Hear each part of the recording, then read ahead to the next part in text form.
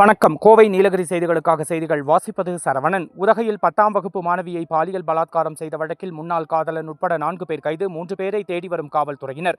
நாமக்கல் மாவட்டம் ராசிபுரம் பகுதியைச் சேர்ந்த கூலி தொழிலாளி தம்பதிக்கு 15 வயதில் ஒரு மகள் உள்ளார். இதனைத் தொடர்ந்து வேலை விஷயம் காரணமாக கடந்த 10 வருடங்களுக்கு முன்பு நாமக்கல்லிலிருந்து இடம்பெயர்ந்து நீலகிரி மாவட்டம் உதகைக்கு வந்துவிட்டனர். உதகை அருகே உள்ள ஒரு கிராமத்தில் தங்கியிருந்த தம்பதியினர் கூலி தொழிலுக்கு சென்று வருகின்றனர். தம்பதியின் மகள் அரசு பள்ளியில் 10ஆம் வகுப்பு படித்து வருகிறார். இந்நிலையில் அந்த மாணவிக்கு மார்க்கெட்டில் டிரைவராக பணியாற்றும் தொட்டபெட்டாவை சேர்ந்த யுவராஜ் என்கிற ஹரிஷ் அறிமுகமானார். இவர்களது பழக்கம் நாளடைவில் காதலாக விரிவடைந்துள்ளது. இந்நிலையில் காதலர்களிடையே பிரச்சனை ஏற்பட்டதால் அவர்கள் பிரிந்துவிட்டதாக கூறப்படுகிறது.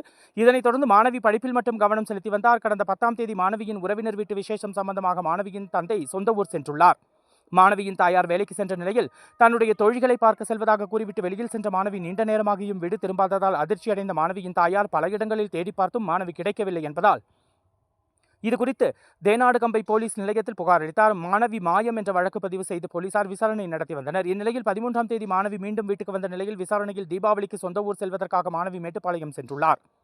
அப்போது ஏற்கனவே முகநூல் மூலம் அறிமுகமான மேட்டுப்பாளையத்தை சேர்ந்த காஜா என்பவர் தன்னுடைய வீட்டிற்கு அழைத்துச் சென்றதும் பாலியல் பலாத்காரம் செய்துள்ளதும் தெரியவந்தது. இதனால் சிறுமி மருத்துவ பரிசோதனைக்கு உதகை அரசு மருத்துவக் கல்லூரி மருத்துவமனையில் அனுமதிக்கப்பட்டார். இதேபோல் கடந்த ஜூலை மாதம் ஏற்கனவே காதலித்து வந்த ஹரிஷ் என்பவரும் சிறுமியை பாலியல் பலாத்காரம் செய்ததும் தற்பொழுது தெரியவந்துள்ளது. இதனைத் தொடர்ந்து சிறுமியிடம் போலீசார் தொடர் விசாரணை நடத்திய போது மேலும் திடுக்கிடும் தகவல்கள் வெளியானது. விசாரணையில் சிறுமியின் குடும்பச் சூழல் மற்றும் வறுமையின் காரணமாக பல்வேறு காலகட்டங்களில் இன்னும் சிலர் சிறுமியிடம் பழகி பாலியல் பலாத்காரம் செய்ததும் தெரியவந்துள்ளது. இதனைத் தொடர்ந்து முன்னாள் காதலன் யுவராஜ் என்கிற ஹரிஷ் மற்றும் மேட்டுப்பாளையத்தை சேர்ந்த காஜா, பெந்தட்டியை சேர்ந்த பிரேம்குமார், இடுகட்டியை சேர்ந்த பிரவீன், சாந்தூர் பகுதியை சேர்ந்த அஜித் உட்பட 7 பேர் மீது வழக்கு பதிவு செய்யப்பட்டுள்ளது.